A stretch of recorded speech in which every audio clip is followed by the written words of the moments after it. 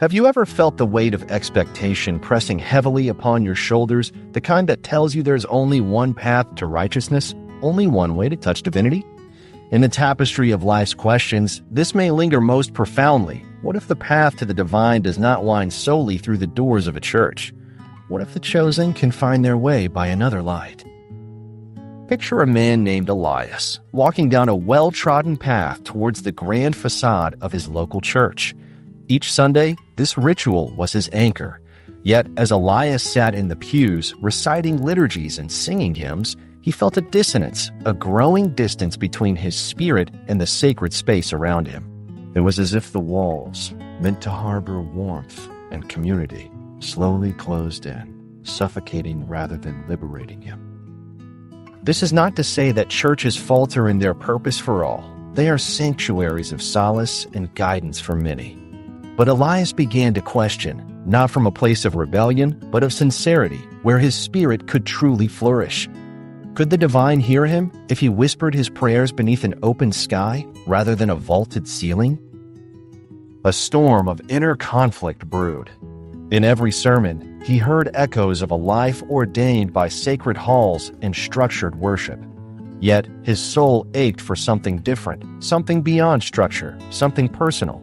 His heart knew what Epictetus once professed: we are disturbed not by what happens to us, but by our thoughts about what happens. Elias wasn't disillusioned by the words preached. He was tormented by the belief he must adhere to them exactly to reach salvation. Weeks passed, and the dissonance burgeoned into a defining moment.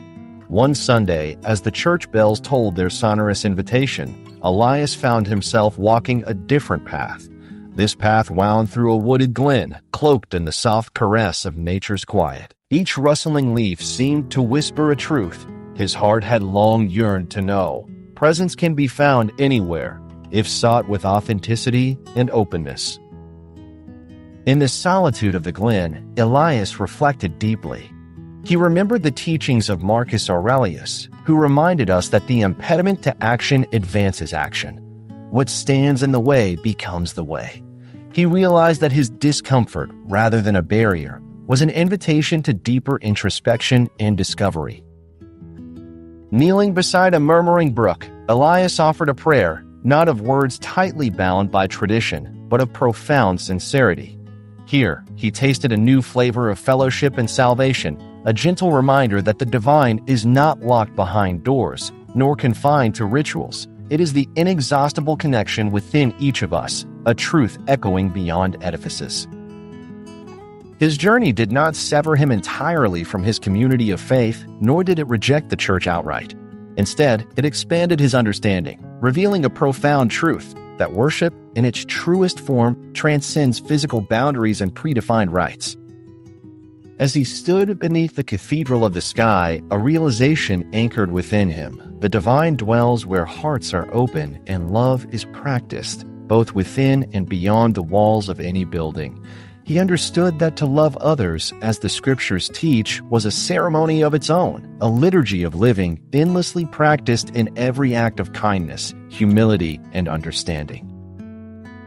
Elias' story echoes a question for each of us to ponder. Can we embrace spirituality not as a destination chained to a specific ritual, but as a journey of personal resilience and openness? As Seneca wisely mused, begin at once to live and count each separate day as a separate life.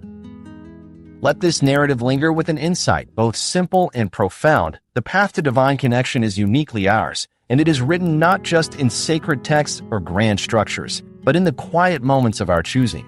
The chosen path may lead us differently, but it is ours to walk, with humility and gratitude for the myriad ways to touch the divine, wherever we may find it.